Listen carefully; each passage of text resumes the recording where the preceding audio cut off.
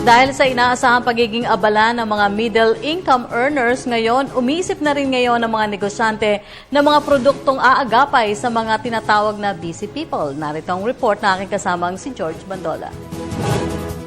Dahil sa tumataas na halaga ng kuryente, sinisikap ng mga negosyante na mag-alok ng mga produktong kalidad at nakakagaan din sa bulsa ng mga consumer ngayon. Sa Quezon City, pinakilala ng Filipino-owned Concepcion Midea Incorporated ang bagong produkto nito para sa mga busy persons. Ito ang Midea One-Touch Washing Machine na sinasabing bukod sa nakakatipid sa konsumo ng kuryente, tipid din sa tubig ang gamit nito. Presyo ng kuryente. Alam natin tumataas na yung presyo ng kuryente now.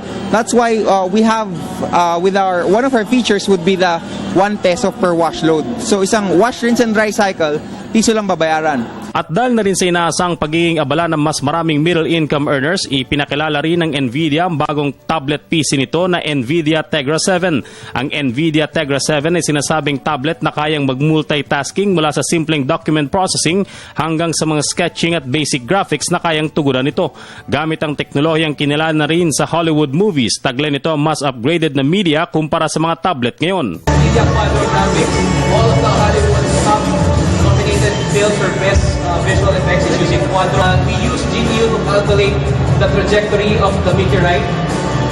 Okay, so it may come to a surprise, GPU is everywhere. At para sa mga busy people pero rugged in style, ipinakilala rin ng TW Steel ang big but slim luxury watches nito. Ang TW Steel ay international brand sa larangan ng sports and movies at unti-unting tinatangkilik na rin sa ating bansa.